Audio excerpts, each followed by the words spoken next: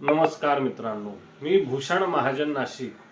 आज आपण ज्ञानवैरी कोणास म्हटलं जातं, कोणाला म्हणावं त्या विषयावर संवाद साधणार आहोत।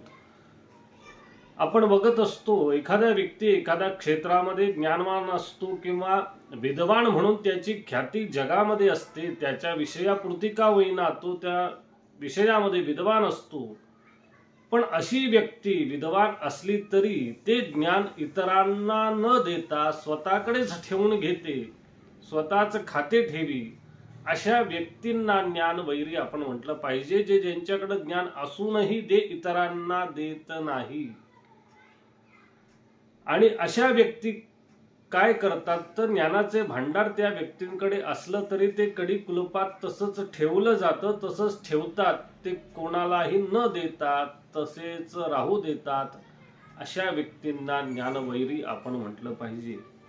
एखादा व्यक्ती त्या विषयामध्ये चुकत असेल, त्या विषयामध्ये ती व्यक्ती अज्ञानी असेल, तर त्या चुकीवर त्या व्यक्ती आनंद घेतात किंवा चर्चा करत बसतात की ही व्यक्ती कशी चुकली, त्यावरती ते चर्चा करणार, परंतु त्याला त्या कर्माबाबतीतला सोपा मार्ग कसा सांगणार देखील नाही की या मार्गाने कर्म केलं तर सहज होईल, सुलभ होईल। त्या विषयाचं ज्ञान त्या व्यक्तीला न देता त्यावर केवळ चर्चा करणार, पण ज्ञान त्या व्यक्तीला देणार नाही।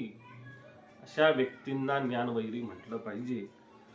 मग तोच विषय पुढे येतो की तुम्हाला त्या क्षेत्रातलं ज्ञान असेल, त्या व्यक्तीला नसेल तर तिला प्रदान करून त्या विषयावरचं ज्ञान तिला प्रगट करावं। ते न करता त्या व्यक्ती जर चुकली म्हणजे त्या व्यक्तीला त्या ज्ञानाचा उपबोध न देता, कुठल्याही प्रकारचा बोध न देता कोणालाही सांगत नाही। आपण बघतो एखादी व्यक्ती एखाद्या विषयामध्ये ज्ञानी असते, पण त्या विषयाचं ज्ञान ती सगळ्यांनाच देते असं नाही, देत नाही, ती स्वतःकडेच राखून ठेवते आणि त्या ज्ञानावर खाते ठेवी स्वतःकडेच ठेवलं जातं।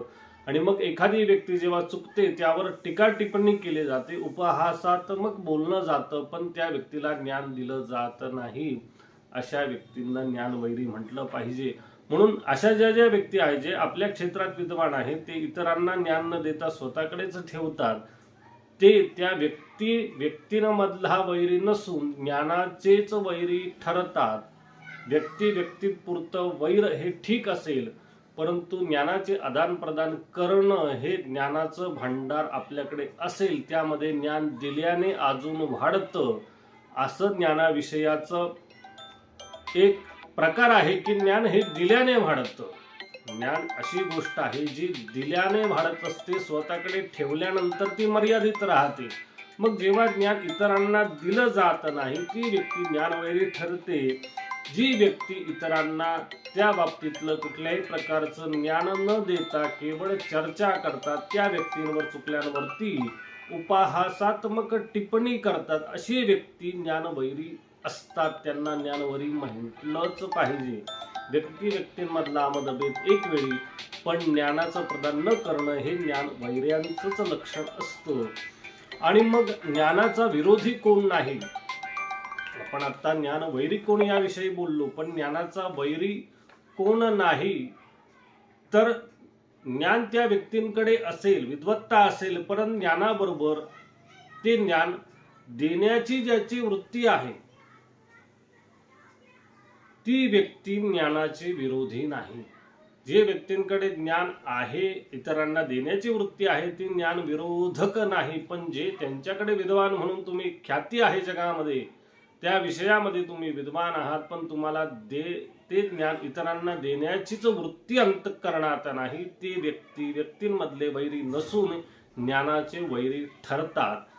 अशा प्रकारे या विषयावर आपण संवाद साधला की ज्ञानाचे वैरी कोण याविषयी आपण संवाद साधला। हा विषय आपल्याला आवडला असेल तर पुन्हा नवीन विषयासह भेटू।